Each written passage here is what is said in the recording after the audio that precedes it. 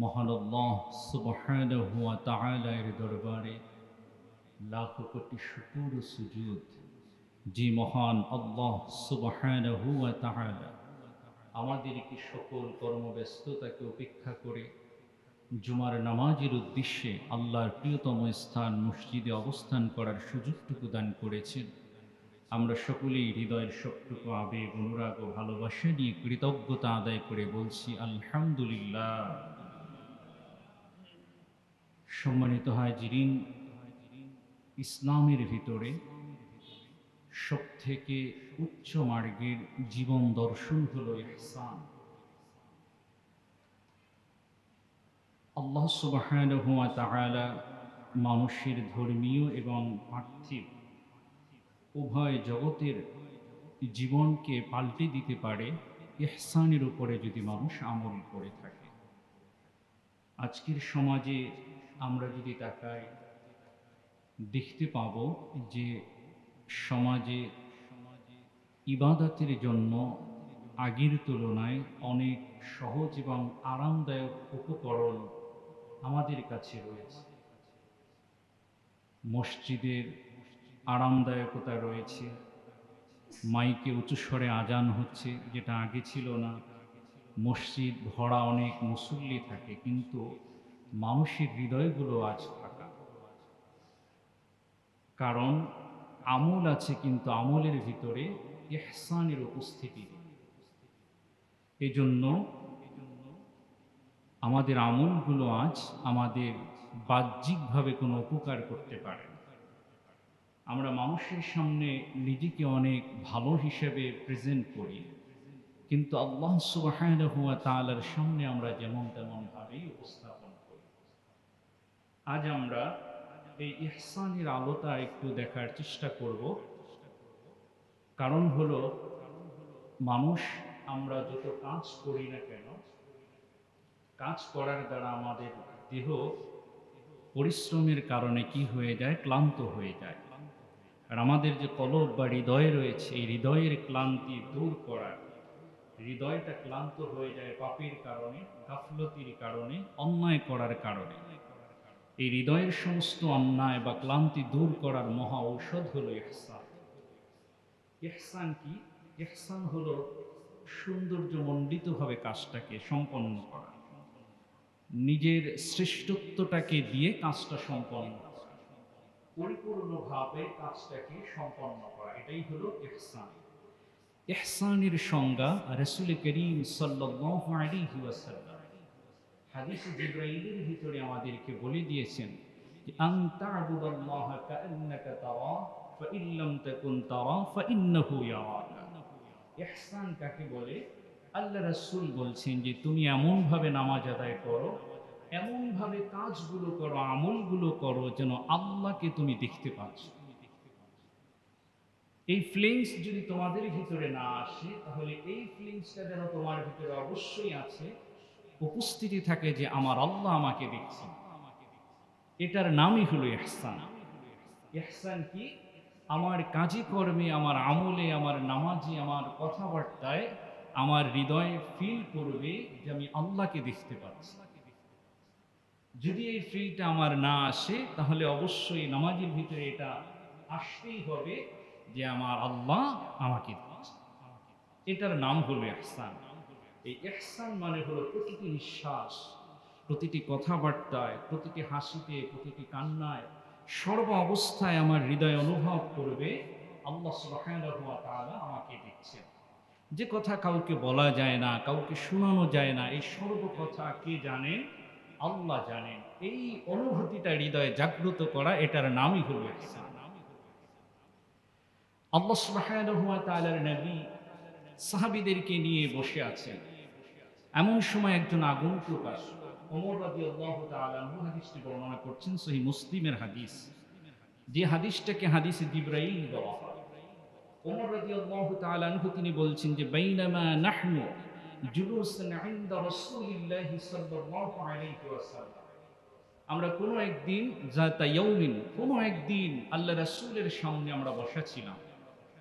ইয তালা আলাইনা রাজুলুন শাদীদু বায়াদিস সিয়াব, একজন আগন্তুক মুসাফির আসলো, যার পোশাকটা খুবই সুন্দর, শাদীদু সাওয়াদি শা'র, এবং মাথার চুলগুলো অত্যন্ত কুচকুচে কালো।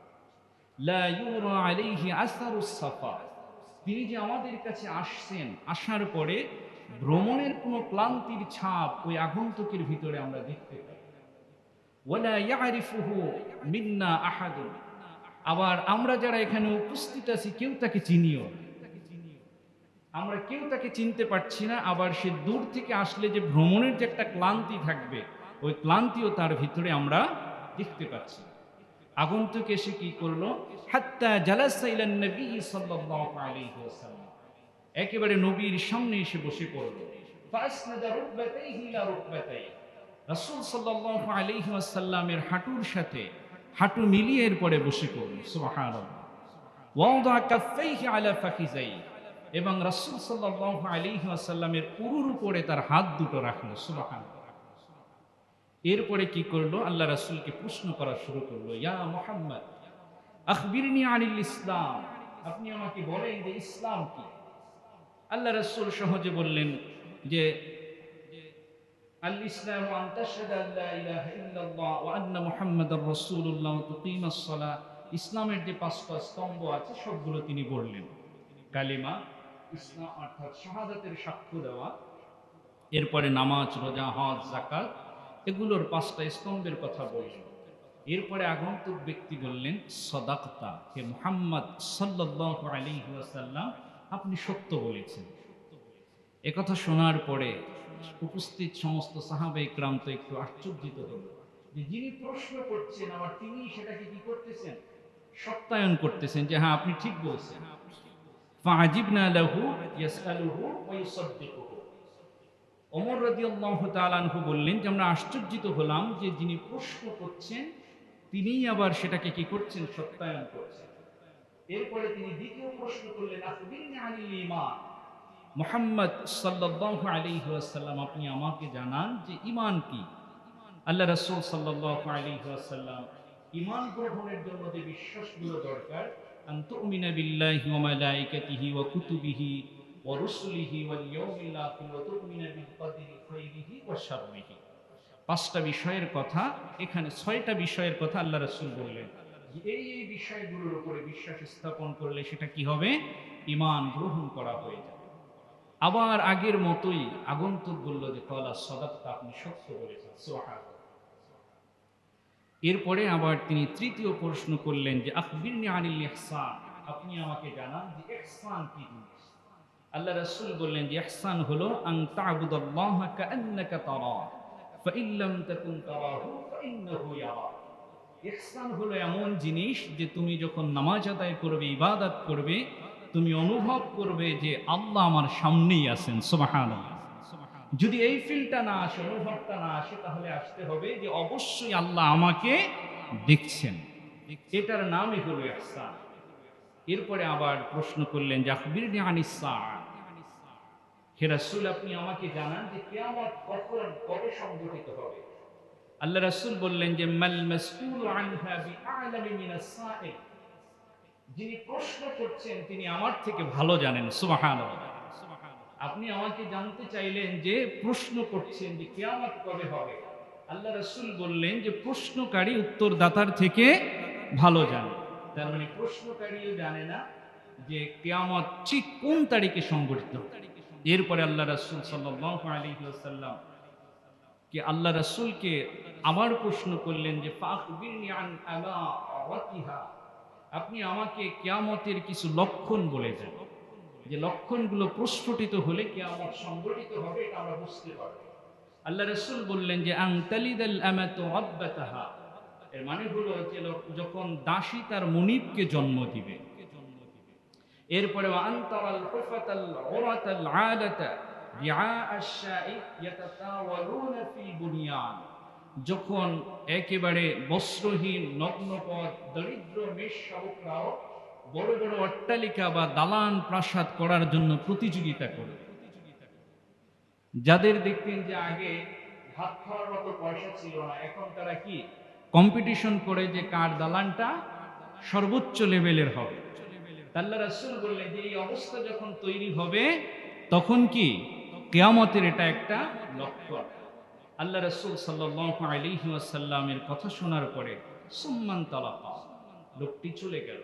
ফালাবিস্তু মালিয়ান, ওমর রাদিয়াল্লাহু তাআলা আনহু বললেন যে আমরা রাসূলের কাছে আরো কিছু সময় বসা ছিলাম। এরপর আল্লাহ রাসূল বললেন, ইয়া ওমর আতাদরি মানিস সাইল, আনিস সাইল, তুমি কি জানো যে এই প্রশ্নগুলো আমাকে যিনি করলেন তিনি কে? আল্লাহ রাসূল সাল্লাল্লাহু আলাইহি ওয়াসাল্লাম ওমর রাদিয়াল্লাহু তাআলা আনহুকে বললেন যে ইন্নাহু জিবরাইল আতাকুম ইউআল্লিমুকুম দীনাকুম, তিনি হলেন জিবরাইল, তিনি এসেছিলেন তোমাদেরকে দ্বীন শিক্ষা দেওয়ার জন্য। সুবহানাল্লাহ। তাহলে পরিপূর্ণ দ্বীন ইসলাম এটা তিনটা জিনিসের ভিতরে লুকায়। একটা হলো ঈমান, আরেকটা ইসলাম, আরেকটা হলো কি ইহসান। তাহলে ঈমান, ইসলাম এবং ইহসান তিনটার সমন্বয় হলো পরিপূর্ণ দ্বীন ইসলাম, পরিপূর্ণ ধর্ম। তাহলে এদের সম্পর্ক কোনোটাই কি ভিন্ন করা যাবে না। এগুলোর ভিতরে পার্থক্যটা কি? বাহ্যিকভাবে নামাজ, রোজা, হজ, যাকাত এগুলো এই পাঁচটি যিনি মেনে চলেন তিনি ইসলামকে পালন করেন। আর যিনি এই ৬টা বিষয়ের উপরে ঈমান গ্রহণ করলেন তিনি পরিপূর্ণ ঈমানদার হলেন।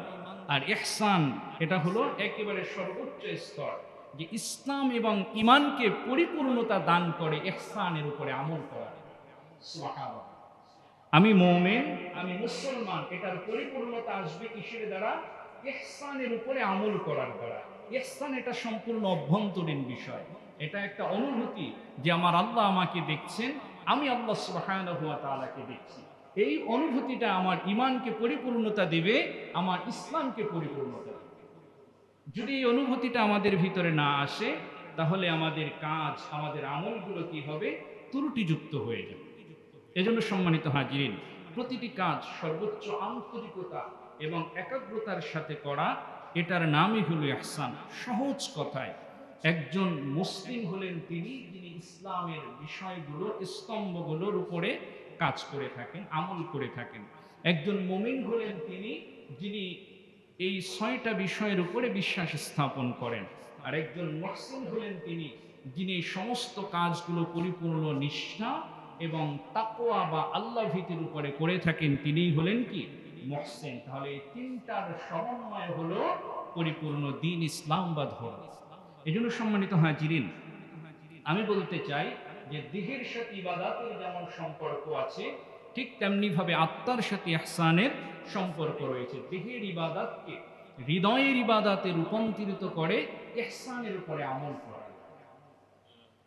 দেহের ইবাদতটাকে একেবারে হৃদয়ের ইবাদত, আত্মিক ইবাদতে পরিণত করে ইহসানের উপরে আমল করার দ্বারা। আমলকে শুধু আদায় নয়, এটাকে সুন্দর করে ইহসান। মানুষের চোখে না, আল্লাহর চোখে সৌন্দর্য মণ্ডিত করা হলো ইহসানের কাজ। ইহসানের গুরুত্ব বা প্রয়োজনীয়তা আমাদের কেমন?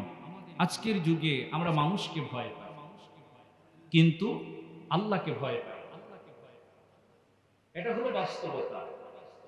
কোনো মানুষ চুরি করলে সে অনুভব করে না যে আল্লাহ দেখছেন, সে অনুভব করে যে আশেপাশে কেউ আছে। নামাজে দাঁড়ালে সে দ্রুত নামাজ আদায় করে, কিন্তু আবার সে একেবারে পাক্কা খুশুখুদুর নামের সাথে নামাজ আদায় করে, দেখেছে আশেপাশে কেউ আছে। যদি দেখে যে পাশে কেউ আছে, তার নামাজের ধীরস্থিরতা বেড়ে যায়। এটা কি ইহসান নয়, এটা হলো লোক দেখানো। যিনি আশেপাশে কোনোই যখন লোক থাকে না, তখন যিনি একেবারে ধীরস্থিরতার সাথে, তাকওয়ার সাথে, খুশুখুদুর সাথে নামাজ আদায় করে, এই নামাজটাই হলো ইহসান পূর্ণ নামাজ। কিন্তু আমরা মানুষকে ভয় পাই, আল্লাহ সুবহানাহু ওয়া তাআলাকে ভয় পাই না, কারণ আমার হৃদয়ের ভিতরে ইহসান নেই। আল্লাহকে দেখছি বা আল্লাহ আমাকে দেখছেন, এই অনুভূতি আমাদের হৃদয়ে জাগ্রত নেই। দেখবেন যারা পথে ঘাটে স্মোক করে, হুজুরকে দেখলে একেবারে পিছনে নিয়ে যায়, কিন্তু এই অনুভূতিটা তার ভিতরে জাগ্রত হয় না যে আসলে হুজুরে দেখছে, তাতে না হয় কি হবে, একটু লজ্জা পাবে। কিন্তু স্বয়ং আল্লাহ যে তাকে দেখছেন, এই ফিলিংসটা তার ভিতরে নাই। সে যে হারাম করছে, এই ফিলিংসটা তার ভিতরে জাগ্রত হয় না। যখন এই ফিলটা তার ভিতরে আসবে, তখন সে অন্যায় থেকে নিজেকে বাঁচাতে পারে। এটার নামই হলো ইহসান। এজন্য সম্মানিত হাজিরিন, মানুষের কাছে সম্মানের জন্য কাজ করা নয়, আল্লাহর সন্তুষ্টির জন্য কাজ করা। আল্লাহর সন্তুষ্টির উদ্দেশ্যে যে কাজ করা হবে, এটাই হলো ইহসান। যেখানে ইহসানের উপস্থিতি থাকে না, সেখানে ঈমানটা একেবারে দুর্বল হয়ে যায়, শুকিয়ে যায়। যেখানে ইহসানের উপস্থিতি থাকে না, সেখানে ইবাদতগুলো হয়ে যায় একেবারে যান্ত্রিক। আমাদের নামাজগুলো এখন কেমন যেন অটো পাইলট সিস্টেমের মতো হয়ে গেছে। একেবারে প্লেন তো এখন অধিকাংশই অটো পাইলট সিস্টেম। আমাদের নামাজগুলো ঠিক তেমনি ভাবেই হয়ে গেছে, যে আমাদের মন কোথায় আছে কোনো খবর নাই। আত্তাহিয়াতু, দুরূদ শরীফ, দোয়া মাসুরা সব ঠিকভাবে চলছে। কারণ এটা করতে করতে করতে করতে আমাদের এমনটা অভ্যস্ত হয়ে গেছি যে আমার মন যেখানেই থাক না কেন, সূরা ফাতিহার পরে অন্য একটা সূরা অটো চলে আসে। কিন্তু এটা যে আমার হৃদয়ে জাগ্রত করতে হবে, এটা যে আমার হৃদয় থেকে অনুভব করতে হবে যে আমি আল্লাহর সামনে দাঁড়িয়ে কোরআন থেকে তিলাওয়াত করছি, আমি আল্লাহর সামনে দাঁড়িয়ে রুকু করছি, এই ফিলটা আমাদের হৃদয়ের ভিতরে নাই। কারণ আমার হৃদয়ের ভিতরে ইহসান। আমি অনুভবটা করছি না যে আমার আল্লাহ আমাকে দেখছেন, অথবা আমি আল্লাহ সুবহানাহু ওয়া তাআলাকে দেখছি, বা আমার আল্লাহ আমার সামনেই আছে। এই অনুভবটা যখন আসবে, তখন কিন্তু সমস্ত সমস্যা সমাজ থেকে দূর হয়ে যাবে। আমি সহজ কথা একেবারে এক বাক্যে বলতে পারি, মানুষের সব সমস্যার মূলেই হলো কি? ইহসানকে হারিয়ে ফেলা। যে মানুষের ভিতরে ইহসান আছে, সেই মানুষের কাছে পৃথিবীর সমস্ত কিছু নিরাপদ। আর যেই মানুষের ভিতরে ইহসান নাই, তার কাছে সমস্ত কিছুই সমস্যামণ্ডিত, সমস্যা জর্জরিত। আজ আমাদের ঘরে ঘরে ঝগড়া হয়, বিবাদ হয়, কারণ স্বামী স্ত্রী মনে করে না যে তাদের সমস্ত কথা আল্লাহ দেখেন বা আল্লাহ শোনেন। তিনি যখন কথা বলেন বা দেখেন, শুধুমাত্র স্বামী স্ত্রীকে লক্ষ্য করে বলেন। ব্যবসায় প্রতারণা করে, কারণ তার হৃদয়ের ভিতরে ইহসান নেই। কারণ তিনি যখন মেপে দেন বা মেপে আনেন, তখন শুধুমাত্র মানুষ দেখলো কিনা সেটার দিকেই তাকান। যদি তিনি তাকাতেন যে আমার আল্লাহ দেখছেন, এই ফিলটা যদি তার ভিতরে থাকতো, এবং এর জন্য আল্লাহ বিচার করবেন, এই বিষয়টা যদি তার ভিতরে থাকতো, সে কখনোই পরিমাপে কম করতে পারতো না, ব্যবসায় সে অন্যায়ভাবে কোনো কিছু করতে পারতো না।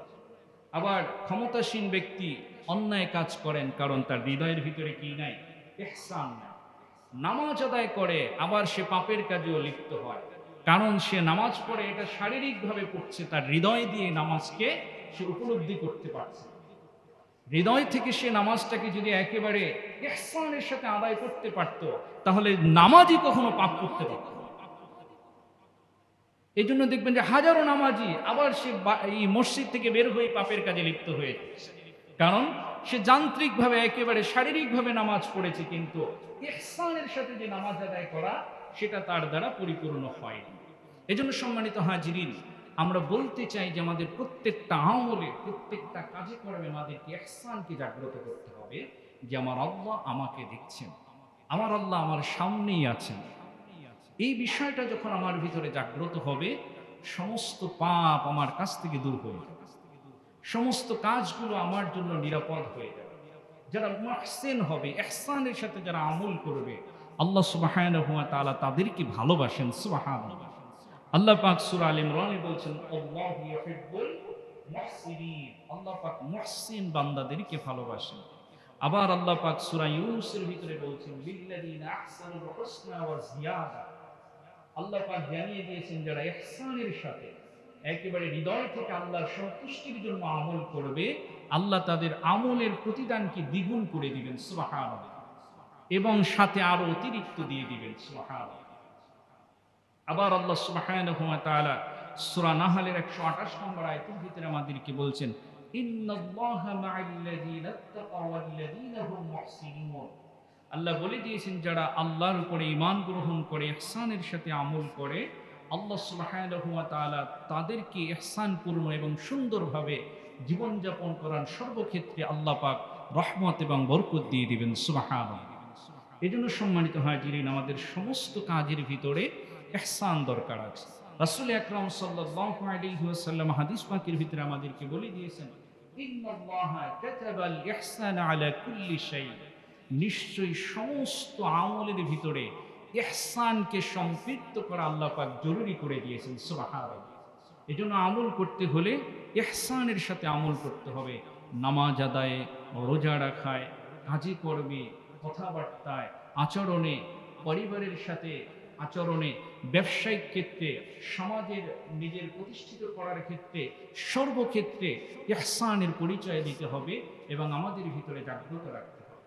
আমরা যদি সাহাবীদের জীবন থেকে দেখি, হাদিস থেকে দুই একটা উদাহরণ যদি আমরা দিই, আল্লাহ রাসূল সাল্লাল্লাহু আলাইহি ওয়াসাল্লাম একদিন মদিনার বাজারে গেলেন। যার হৃদয় ইহসান নেই আর যার হৃদয় ইহসান আছে সে কখনো অন্যায় করে না, আর যিনি ইহসান নেই তার দ্বারা কি হতে পারে? অন্যায় হতে পারে। আল্লাহ রাসূল একদিন মদিনার বাজারে গেলেন, গিয়ে দেখলেন যে একজন ব্যক্তি গম বিক্রি করছে।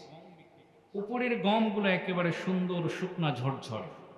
আল্লাহ রাসূল কৌতূহল নিয়ে হাত দিলেন ভিতরে, দেখলেন যে উপরের গমগুলো ঠিকই শুকনা কিন্তু ভিতরের গমগুলো কিছুটা ভেজা আছে। আল্লাহ রাসূল বললেন যে এটা হলো কি? প্রতারণা। মান গাশশানা ফালাইসা মিন্না। আল্লাহ রাসূল বললেন যে মানুষের সাথে প্রতারণা করে সে আমার দলের বা উম্মতের অন্তর্ভুক্ত হতে পারে না। তাহলে এরকম প্রতারণা আমাদের পাঁচ ওয়াক্ত নামাজি মুসল্লি হাজারো খুঁজে পাওয়া যায়, যে উপরে লেভেল এক মেড ইন জাপান আর ভিতরে কি মেড ইন জিনজি। এই ধরনের প্রতারণা যারা করে আল্লাহ রাসূল বলছেন তারা আমার উম্মতের অন্তর্ভুক্ত হতে পারে না। তাহলে মূল কথা হলো, যে হৃদয়ের ভিতরে ইহসান আছে ওই ব্যক্তি কখনোই অন্যায় কাজ করতে পারে না। এজন্য হৃদয়ের ভিতরে ইহসানকে জাগ্রত করতে হবে, বাসা বাড়িতে ইহসানকে জাগ্রত করতে হবে। আয়েশা সিদ্দিকা রাদিয়াল্লাহু তাআলা আনহা বলতেন যে রাসূল আকরাম সাল্লাল্লাহু আলাইহি ওয়াসাল্লাম তিনি যখন বাসায় আসতেন হাসি মুখে স্ত্রীদের সাথে অন্যান্যদের সাথে কথা বলতেন, তিনি পরিবারের কাজে সহযোগিতা করতেন। এটার নাম হলো ইহসান, যে তাদেরকে কি করা? আল্লাহর সন্তুষ্টির জন্য তাদেরকে উদ্বুদ্ধ রাখা। এটার নাম হলো ইহসান, তাদেরকে সম্মান করা। আল্লাহ সুবহানাহু ওয়া তাআলার দিক নির্দেশনা অনুযায়ী যিনি কর্মচারী হবেন তার ভিতরে ইহসান থাকতে হবে, যে তার বস যখন তার সামনে উপস্থিত থাকবে তখন তিনি যেই গতি নিয়ে কাজ করবেন, আবার তিনি যখন সামনে থেকে চলে যাবে তখন তিনি সেই সমান গতি নিয়ে কাজ করবেন। সামনে আসলে তিনি খুব কাজের স্পিড দেখাবেন, গতি দেখাবেন, আবার সামনে থেকে চলে গেলে গাফিল হয়ে যাবেন। এটা মুহসিন বা ইমানদারের কাজ নয়। যিনি ইমানদার তার হৃদয়ের ভিতরে ইহসান থাকবে, তিনি সর্ব অবস্থায় সমানভাবে কাজ করবেন। তো সম্মানিত হাজিরিন, আমাদের হৃদয়ের ভিতরে ইহসান থাকতে হবে। ইহসান জিনিসটা কি? ধরে নেন যে আপনি গাড়ি ড্রাইভ করে যাচ্ছেন, গিয়ে দেখলেন যে চেকপোস্টে বা যে কোনো জায়গায় একজন ট্রাফিক পুলিশ দাঁড়িয়ে আছে। ট্রাফিক পুলিশকে দেখলে আপনি কখনোই রং করতে চাইবেন। ট্রাফিককে দেখলেই আপনি একেবারে সুন্দর শান্তশিষ্টভাবে রাষ্ট্রের আইন মেনে আপনি কি করবেন? ড্রাইভ করবেন। তাহলে আপনি যখন একজন ট্রাফিককে দেখে সুন্দরভাবে গাড়ি চালালেন, এই যে মানুষ দেখছে, দেখার কারণে আপনার হৃদয়ের ভিতরে একটা ভয় জাগ্রত হয়েছে। এই ভয়টা যখন আপনার ভিতরে আসবে যে আমার আল্লাহ আমাকে দেখছেন, এই সমান ভয় যখন আপনার ভিতরে আসবে তখন সমস্ত কাজগুলো কি হয়ে যাবে? একেবারে ন্যায় এবং ইনসাফে পরিপূর্ণ হয়ে যাবে। এটার নামই হলো ইহসান, যে মানুষকে ভয় নয়। ইসলাম শিখায় যে সমস্ত কাজে আল্লাহ দেখছেন, আল্লাহ জানছেন, এই ফিলটা হৃদয়ের ভিতরে জাগ্রত হয়। এরপরে আবার ধরে নেওয়া যায় যে কোনো একটা কাচের প্রাসাদ যদি হয়, ঘর যদি হয়, সেখানে আপনি যেমন তেমন ভাবে কি করবেন না? চলাফেরা করবেন না। কারণ আপনার হৃদয়ে জানে যে বাহির থেকে লোকজন দেখছে। বাহির থেকে লোকজন দেখার কারণে আপনি কাচের ঘরের ভিতরে যেমনি ভাবে সচেতন ভাবে চলাফেরা করবেন, ঠিক তেমনি ভাবে বদ্ধ ঘরের ভিতরে থাকলেও ঠিক সমানভাবে সচেতন হয়ে চলাফেরা করতে হবে। কারণ আমার হৃদয় জাগ্রত থাকবে যে আমার আল্লাহ আমাকে দেখছেন। এটার নামই হলো ইহসান। আর এটাই মানুষকে পরিপূর্ণ ইমানদার বানায়, পরিপূর্ণ মুসলিম বানায়। আমার মোবাইল বা যে কোনো মোবাইলের ভিতরে যখন স্ক্রল করা হয়, স্ক্রিন যদি কল রেকর্ড থাকে, এটা যদি লাইভ ভিডিও হয়, যে দেশের সব মানুষ দেখবেন যে আমি আজকে মোবাইলে কোন কোন ওয়েবসাইটে ঢুকেছি, আমি মোবাইলের মাধ্যমে কোন কোন অবস্থানে আমি ঢুকেছি বা প্রবেশ করেছি, এটা যদি দেশের মানুষ জানে, ওই জানলে আপনি নিজের মোবাইলটা যত সচেতনতার সাথে ইউজ করবেন, কেউ না জানলেও আপনি ঠিক এর থেকে বেশি সচেতন হয়ে ইউজ করবেন। কেন? আপনার হৃদয় জাগ্রত হবে যে আমি মোবাইলে যাই দেখি না কেন, কে দেখেন? আল্লাহ দেখেন, তিনি সমস্ত কিছুর বিচার করবেন। এই ফিলটা নিয়ে আসার নামই হলো ইহসান। এই ফিলটা বা এই অনুভূতিটা যখন আমার আপনার হৃদয়ে আসবে, আপনার আমার হৃদয়ের সমস্ত কিছু আল্লাহ পাক রহমত দিয়ে পরিপূর্ণ করে দিবেন। সুবহানাল্লাহ। এজন্য সম্মানিত হাজিরিন, ইহসান যেখানে থাকে সেখানে আল্লাহর বরকত পরিপূর্ণভাবে ঢেলে দেয়। যেমন ওমর ইবনুল আব্দুল আজিজ রহমতুল্লাহি আলাইহি, যাকে ইসলামের পঞ্চম খলিফা বলা হয়, তিনি যে আমল করছেন এই আমল আমাদের দ্বারা সম্ভব অনেকের ক্ষেত্রেই হবে না। তার কাছে আগন্তুক আসলো, মেহমান আসলো ব্যক্তিগত প্রয়োজনে, রাষ্ট্রের কোনো প্রয়োজনে নাই। ব্যক্তিগত প্রয়োজনে আসার কারণে তিনি কি করলেন, রাষ্ট্রের পক্ষ থেকে যে প্রদীপ বা ল্যাম্পটা ছিল ওটাকে তিনি নিভিয়ে দিলেন। নিভিয়ে দিলে তার মেহমান তাকে প্রশ্ন করলো যে আপনি এটা বন্ধ করে দিলেন কেন, অন্ধকার হয়ে গেল। তিনি বললেন যে তুমি আমার কাছে এসেছো ব্যক্তিগত প্রয়োজনে, অতএব ব্যক্তিগত প্রয়োজনে রাষ্ট্রের সম্পদ খরচ করা এটা ইনসাফ নয়, এটা ইহসান নয়। তাই আমি আল্লাহকে ভয় করে এটাকে কি করলাম, নিভিয়ে দিলাম। সুবহানাল্লাহ। এখন এই আমল আমরা প্রয়োজনে করতে পারবো, এটা যে একটা অন্যায় এটাই তো আমাদের হৃদয়ে আসবে না। এটা যে একটা অপরাধ এটাই তো আমাদের জীবনে আসবে না। আমরা মনে করি যে সরকারি সম্পদ যত খেতে পারি সবই আমার। কিন্তু ওমর ইবনুল আব্দুল আজিজ রাহমাতুল্লাহি আলাইহি একটা বাতি পর্যন্ত জ্বালালেন না নিজের ব্যক্তিগত কাজে। আবার একটা ঘটনা আমরা সবাই জানি, হযরত ওমর রাদিয়াল্লাহু তাআলা আনহুর শাসনামলে তিনি যখন রাতের বেলায় যাচ্ছিলেন প্রজাদের, দেশের নাগরিকদের খোঁজ খবর নেওয়ার জন্য, আমরা সবাই সেই গল্প জানি, ঘটনা জানি যে এক মা তার সন্তানকে, মেয়েকে বলছে যে দুধের ভিতরে একটু পানি বেশি করে দিয়ে দাও, সকালবেলা বিক্রি করলে বেশি টাকা পাওয়া যায়। বলল যে আমিরুল মুমিনিন তো নিষেধ করেছেন দুধের ভিতরে পানি মিশ্রিত করতে। মা বলল যে আমিরুল মুমিনিন তো এখানে উপস্থিত নাই, তিনি তো দেখছেন না, অতএব দিয়ে দাও, কোনো সমস্যা নেই। মেয়ে বললেন যে মা আমিরুল মুমিনিন দেখে না ঠিক, কিন্তু আল্লাহ সুবহানাহু ওয়া তাআলা তো দেখেন, অতএব মা আমিরুল মুমিনিন দেখুক বা না থাকুক, যেহেতু আল্লাহ দেখেন তাই আমি দুধের সাথে পানি মিশ্রিত করতে পারবো না। ওমর রাদিয়াল্লাহু তাআলা আনহু যখন এই কথা শুনলেন, তিনি তার সন্তানের জন্য এই মেয়েকে পুত্রবধূ হিসেবে করে নিলেন। সুবহানাল্লাহ। যার ভিতরে আর যত দারিদ্রতাই থাকুক আর কিছু না থাকুক, তার ভিতরে তাকওয়া আছে। আর এই মেয়ের গর্ভেই ওমর ইবনুল আব্দুল আজিজ রাহমাতুল্লাহি আলাইহি এসেছিলেন। সুবহানাল্লাহ। যার কথা একটু আগে বললাম যে প্রদীপটা নিভিয়ে দিয়েছিলেন। তাহলে এটা হলো ইহসানের বরকত, এটা হলো আল্লাহ ভীতির বরকত। এই ঔরস থেকেই, এই বংশধারা থেকে ওমর ইবনুল আব্দুল আজিজ এসেছিলেন।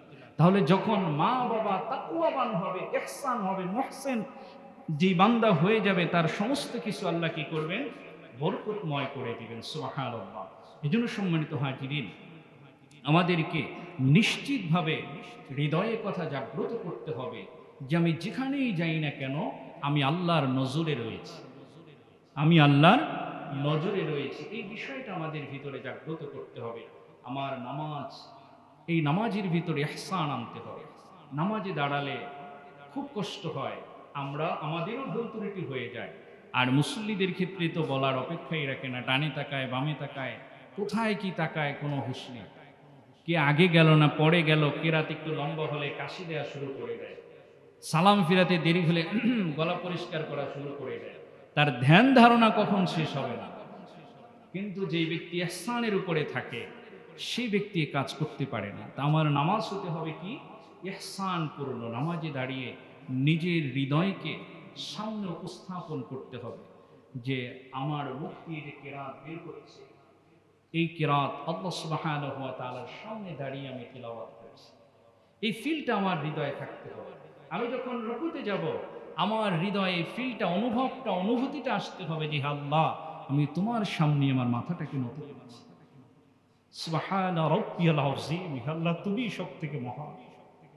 আমি যখন সিজদায় যাব, আমার ফিলটা, অনুভূতিটা এখানে নিয়ে আসতে হবে যে আল্লাহ পৃথিবীর সমস্ত সৃষ্টিকে তুচ্ছ করে আমি তোমার কুদরতি কদমে আমার কপালটাকে ঠেকিয়ে দিলাম। সুবহানা রাব্বিয়াল আ'লা, হে আল্লাহ তুমি সবথেকে বড় পবিত্রমান, তুমি সর্বোচ্চ। সুবহান। এই ফিলটা যখন আপনার হৃদয়ে আসবে, দুনিয়ার সমস্ত কিছু আপনার কাছে তুচ্ছ মনে হবে, আর হৃদয়ের সবথেকে তৃপ্ততম স্থানই হবে হৃদয়টা প্রশান্তিতে ভরে যাবে যখন আমি ইহসানের সাথে আমরা নামাজ আদায় করব। এজন্য সম্মানিত হাজিরিন, সব সময় আমাদেরকে লক্ষ্য রাখতে হবে আমরা যেন ইহসানপূর্ণ আমল করতে পারি। ইহসান অর্জন করতে হলে কি করতে হবে? বিশুদ্ধ নিয়ত লাগবে। 5 ওয়াক্ত নামাজ খুশুখুদুর সাথে আদায় করতে হবে।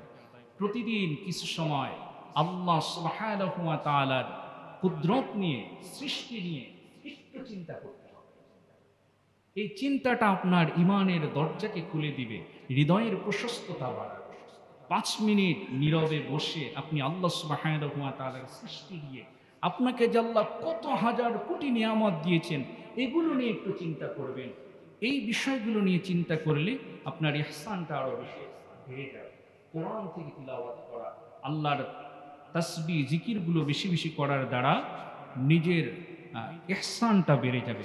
নিজের প্রত্যেক দিনের কাজকর্মের একটা জবাবদিহিতা নিজে নেওয়া, যে আজকে আমি এই কাজটা কেন করলাম, এই আমলটা আমি কেন করলাম না, এই জবাবদিহিতা যদি নিজে নিজে নেওয়া যায় তাহলে কি হয়? ইহসানটা বেড়ে যায়। গুনাহের পরিবেশ থেকে নিজেকে বিরত রাখা, এমন পরিবেশে যাওয়া থেকে বিরত থাকা যেখানে গেলে আমাকে পাপ করতেই হবে। যেই পরিবেশে নেক কাজ করার কোনো পরিবেশই না, ওই সমস্ত পরিবেশ থেকে কিছুটা হলেও দূরে রাখা, এটা কি করবে? আমার ইহসানটাকে বাড়িয়ে দিবে। ইহসান এটা কোনো আলেম বা জ্ঞানী মানুষের বিশেষ কোনো ইবাদত মনে করতে হবে, এটা আমাদের দৈনন্দিন একটা চারিত্র্যের অংশ, বৈশিষ্ট্য। এটা যে আমাদের সমস্ত কাজের ভিতরে কি লাগবে? ইহসান লাগবে। এজন্য সম্মানিত হাজিরিন, আজকে আমরা এই জুমার ভিতরে যা কিছু শুনলাম, মূল বিষয় একটাই, সেটা হলো কি? আন তা'বুদাল্লাহা কাআন্নাকা তারা ফাইন লাম তাকুন তারা ফাইন্নাহু ইয়ারাক। যে আমার চলন বলন কথাবার্তা সমস্ত কিছু কেমন হবে? আমি যাই করি না কেন আমার হৃদয়ে অনুভূতি আসবে যে আমার আল্লাহ আমার সামনে আছে। নামাজে, কথাবার্তায়, সর্বক্ষেত্রে যদি এই অনুভূতিটা না আসে, আমার আল্লাহ আমাকে দেখছেন, এই অনুভূতির হৃদয়ে জাগ্রত করা। আল্লাহ পাক আমাদেরকে ইহসানপূর্ণ আমল করার তৌফিক দান করুন, এবং ইসলাম, ঈমান এবং ইহসান এই তিনটার সমন্বয়ে যে পরিপূর্ণ দিন, এই পরিপূর্ণ দিন আমাদেরকে পালন করার তৌফিক দান করুন। আমরা সকলে বলি আমিন, সুম্মা আমিন, ওয়া আখিরু দাওয়ানা আলহামদুলিল্লাহি রাব্বিল আলামিন।